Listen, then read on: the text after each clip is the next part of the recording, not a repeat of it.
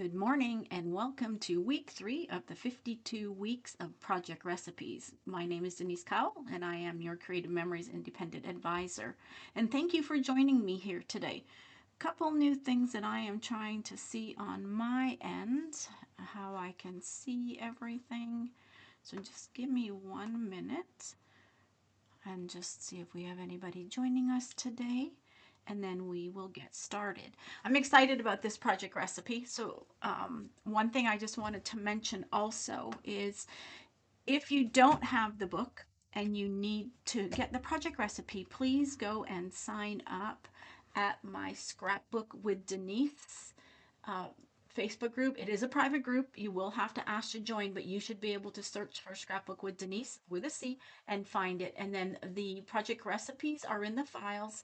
And today is called Mermaid Cove Tropic Time. So it will, the reason I've named them that way is because in the book it's Tropic Time. And the original project recipe that I've posted is Mermaid Cove. And I really like this project recipe, so I'm excited to do this. And so let's get going on this. What you will need, get the project recipe or the book, you will need 5 sheets of paper. So you will need a cardstock and a pattern paper for your base page. And then you will need 2 designer papers and a cardstock that we are going to cut.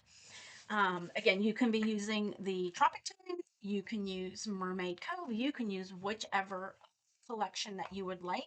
And I'm excited to, like I said, to do the Mermaid Cove for my granddaughter's pages.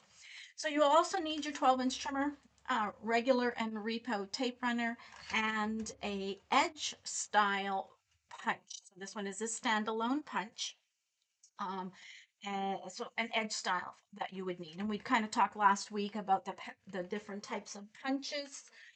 So you don't want a knockout. You could use a knockout, that's wrong. You could use a knockout, but you don't want a chain style for this, right? You want it to be able to stay attached to the paper. So let's get started and let's see what we need to do. So my base pages are going to be this pattern, this designer paper for my left-hand side. And then I have my cardstock for the right-hand side. So I'm going to put those 2 sheets away. And then if we look at, again, our color coding, right? Your designer paper number 1 is going to be where these orange pieces are. And that's going to be pieces A and B. And again, if you need to label them still, get your little post-it notes out that I already had been saving week to week. And we are going to cut, we are going to punch before we cut this side here. Paper number 2, which is the green one, you can see is going to be 2 of our big mats. You may still, if you don't cut mats, you still may want to cut these. We will put another mat on top of them. This is part of our design. Sorry, here, these 2 here. So you're still going to want to cut those ones. We do have other mats that are going to go on top, which is I and J, which is our cardstock. Okay, and then there's 2 4x4s. So all of the cardstock is mats. So again, if you're not using mats, we won't need to cut those, but we're going to cut the rest. We also are going to punch piece H, and we're going to punch it a little bit different than we're doing A and B, so make sure you follow along before we punch this. So my piece A is this purple with the scallops, purple blue with the scallops, has the mermaids on the back, which is going to be our top border here. My paper number 2, I am using this dots with starfish, and it's got blue water. So these are both directional, so we're going to have to watch when we cut those. And then our cardstock, which I will put away. So I'm going to cut from the project recipe. I've noticed looking ahead that some of the project recipes and that I have posted versus the one that are printed are a tiny bit different, but these 2 are identical, so it doesn't matter which one you use to cut your paper. They're both identical. Just for space and thickness, I'm going to use the project recipe. So we're going to start with our designer paper number 1. And as I said, mine is directional. So if you see the scallops are going to be facing the top. When we look at how we cut this, we're going to punch and then cut. So just make sure, I'm going to have to rotate my paper because this punch part is at top. So this is going to be the top here of my page. So I'm going to have to rotate it. And for me, I'm rotating it facing to the left. And we're going to punch first. So again, like I said, I'm using the scallop punch. So we will go ahead and punch this page. So remember we talked last week about the black lines that are inside. Can you see? Right, we're going to line it up to the inside black line, and you can line that up from the right or the left, whichever way that you want to punch, and whichever way is easiest for you. And we are going to punch first, and then we are going to cut.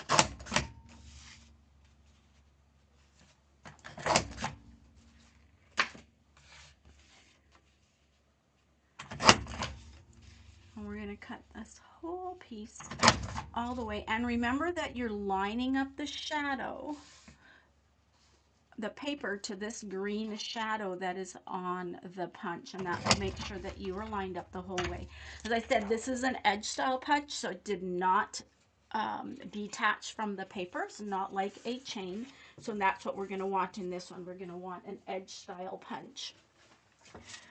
Okay, now when we look at the other side, we're going to have to cut two 1-inch pieces for C and D. So I'm actually going to cut those two pieces first. It's always easier. And you can cut 1 inch either on the right or the left hand side. I always cut anything that's less than 1 3/4. I always cut that on the right hand side of my trimmer. So we're going to need two 1-inch pieces. And I'm just doing this so then we don't have to cut a 2-inch piece in half. So if you want to label those, we can get out our labels. Those are C and D.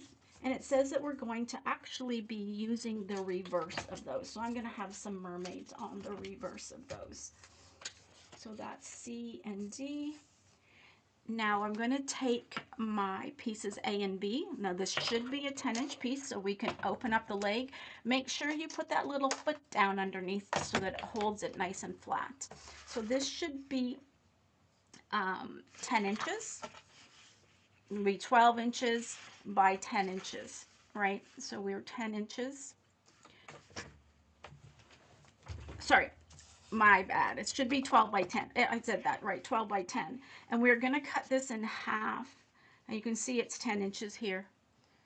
So we are going to cut this in half at 6 inches. And the reason that we punched it first is that when we're going to put it on the pages, the punch will line back up. And see when I turn this around, and when we're going to put it on our page, they're going to line back up again. So I want to keep that I know that this is A and this is B, right? So we line them up.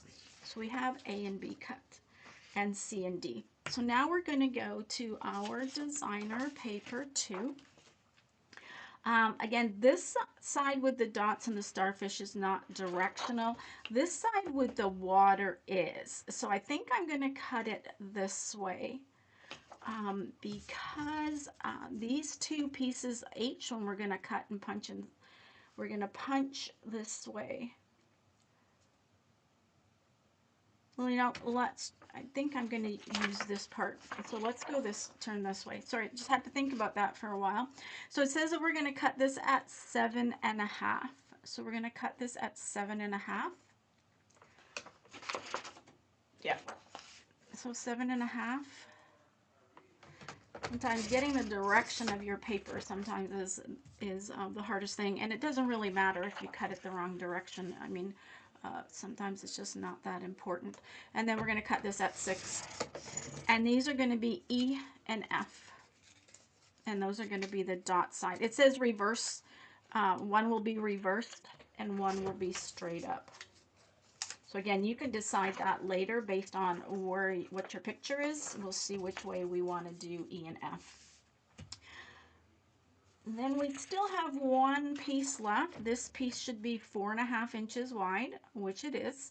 We are going to rotate that. I'm cutting piece G now. We're going to rotate that and cut at 6.5. And this will be piece G. And then we have a piece left that should be 4.5 by 5.5, which it is. We're going to punch this one. Now, if you look at the project recipe for H, when we cut it in half, it says to punch first. So here, down here in the instructions, it says for piece H, punch both edges with the scallop and then cut it in half to make 2 borders. And it's 2 different pages, so it's different than what we did for A and B. This time we are going to be punching, and you can see we're going to be punching the 5.5-inch pieces, because then we're going to cut it in half and we're going to use that punched edge, and we're going to be rotating it down. So we're not cutting the 4.5-inch side, we're cutting both 5.5-inch sides. So again, we'll get our punch, and I've got the 5.5-inch side in my punch, and we're going to just put this in, and we are going to line it up and punch it the entire way. Okay, just one sec. And then we are going to rotate this again, and we're going to line it up again to that black line. One moment. There we go. Sorry. And then we will line that up, and we will punch it again. There we go. So now this is what our piece should look. This is our 4.5-inch piece. This is our 5.5-inch piece. And from here, now we're going to turn it over, or we're not turn it over, turn my instructions over so I can see that. And we are going to cut this in half. So again, make sure this piece should have been 4. It's now 4 1/4. So we're going to cut it with 2 1/8. So 1/8 is just 2 pieces over. You can kind of look here to make sure. It's not going to really matter if we're exactly, because we are tucking this inside underneath, but this is pretty close. So at 2 1/8, that was just almost bang on. Okay, and those are pieces H. Now the last that we are going to cut is our eggplant cardstock, and these are our mats. So if you don't do mats, you don't need to cut this one. But again, let's first of all pull our arm out, make sure the little foot is out, and 6.5, and then rotate this to 4.5, and again at 4.5. And this little extra piece is extra, so we can just put that aside. And then out of this last piece, we are going to cut 2 4x4 mats. Again, this little strip is extra for another project. And we will cut this to be 4x4. And as I've said in the past, I really like when in the designs they are 4x4 and 6x4 pictures that we have, or even 3x4. Anything that we have a peekaboo pocket for, 3.5 by 3.5, those are perfect. So we're done with both our punch and the trimmer. So let's put those aside. And as you know, the first thing that we're going to do is we're going to dry fit. So let's get out our 2 base pages. Let me get my pieces all off to the same side. Excuse me. And our cardstock is going to be on the right-hand side, and the pattern paper on the right-hand side. Sorry, right for cardstock, left for pattern. I'm just going to get a sip of water. Okay, so let's dry fit. Pieces C and D, which were from designer paper 1, which is the reverse side, is going to go at the top. And for me, that's the mermaids. And we'll talk about all the stickers and embellishments. If you're actually looking at the Mermaid Cove, we'll talk about all the stickers and how to do those and compare the differences once I get these dry fit together. Okay, so next, piece A was for me was that purple scallop that we cut the top on, and both of those are going to be the same direction. Again, you decide, you cut them, you decide which way you want them to go, but I'm just following the project recipe. And what I am actually going to do is get my 2 13-inch mats out, because I do like to use the measurements on here to make sure that I am lining them up straight. So let me just get those underneath and make sure they are in frame properly. There. I really like having 2 13-inch mats Okay, so there is pieces. We have A, B, C, D. So this is everything from designer paper 1. Designer paper 2 next is pieces, let's go over, E and F, which are the two that we're, these two, E and F, and G, and then our 2 punched ones. So we'll get those ones next. So let's see how they have them. So piece E is on the left-hand side, in case I decide. So piece E and then piece F. Now they have it that you are using both sides. So again, and they will fit perfectly together because they were 12 inches. Come up a little bit. We'll decide once we get that other piece on exactly how much we need to come up. But they will fit side to side. And this one will be at the bottom. Okay, so that's what we have here. And actually, this is actually overlapping. So you could go there, but if you actually look at the project recipe, you'll see that E and F are overlapping maybe at like a 1/2 inch or a 1/4 inch. So you can see here how E and F are overlapping. So let's overlap those a little bit. Okay, so our next ones are going to be putting I and J. So I and J are the eggplant for me, the eggplant cardstock, the 2 mats, and those are going to go across each of those. Okay, so the 2 that I haven't done yet are G. So G is going to go here. And this is why you're going to kind of use the reverse of that so that I don't have both of these being blue. Like, so I don't have blue on blue. So I would use the reverse side, at least on this one. And then this mat is going to go right there. Again, we'll overlap that. And now if we get one of our pieces H, again, we are going to have to reverse one of them to go under there. And that's why it didn't matter if you were exactly cut correctly, because we are tucking it under a little bit. And then on the left hand side we have our mat. We have our 2 4x4 mats. And again, that's why I like dry fitting first, to make sure I like where everything is lined up. So we do have 3 purple mats on this side. Here we have 1 designer paper and 1 cardstock. And so now we're going to use the opposite. So on this side we have the blue and the polka dots. Sorry, so we have the blue with the scallop edge and then the polka dots underneath. On this side we have the blue on the bottom and the polka dots on top. Now, nothing's saying that you can't go and have both of these sides together. And maybe I like this better to do this way, that they would both be the same. Again, that's up to you to decide which way that you like those to go. So now that we know where everything goes, we can start attaching, and then I can talk about some embellishments. So remember, I was using the matte silicone mat, and that's where I would use for on the bottom of these scallops.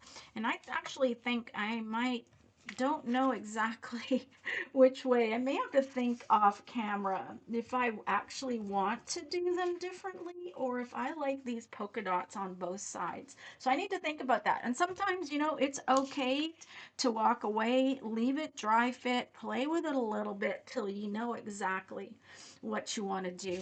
And again, I'll put my photos on here. No, I don't have real photos, but I have some photo spots. So these are going to be 3.5. So I know I have lots of pictures of my granddaughters that I can use. And I actually might do 2 of these, 1 for each. One likes purple and one likes pink.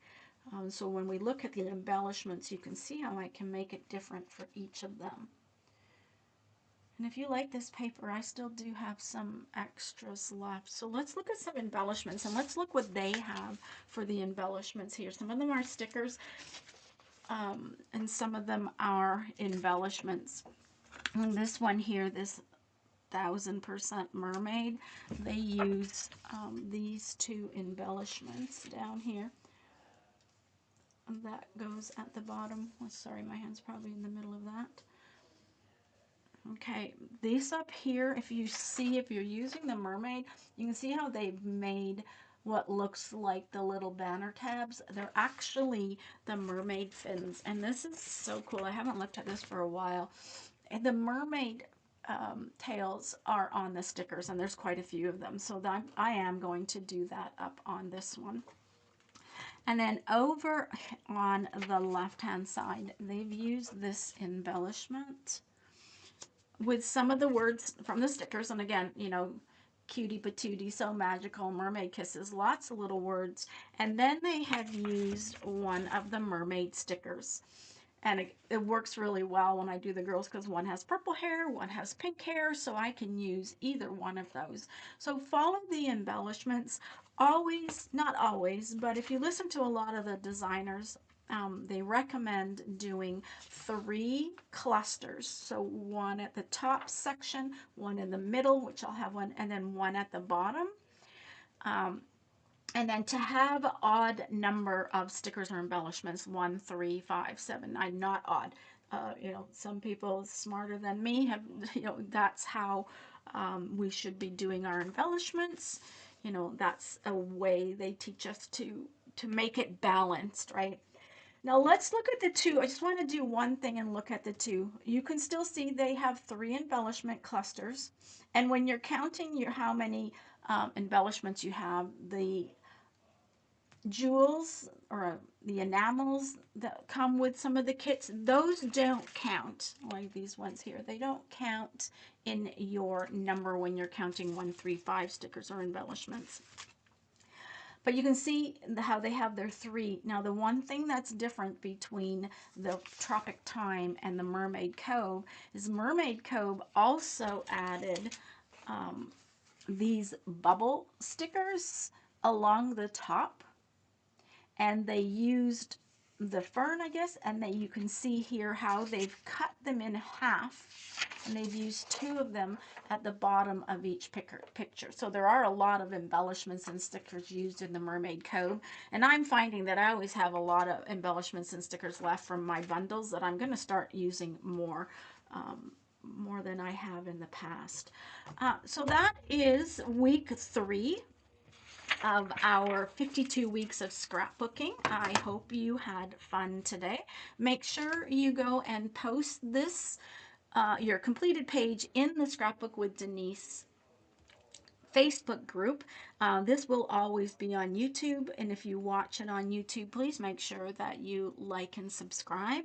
And we will see you next week. Week 4 will be pre-recorded out on YouTube and my Facebook group. So happy scrapping, and see you all again soon.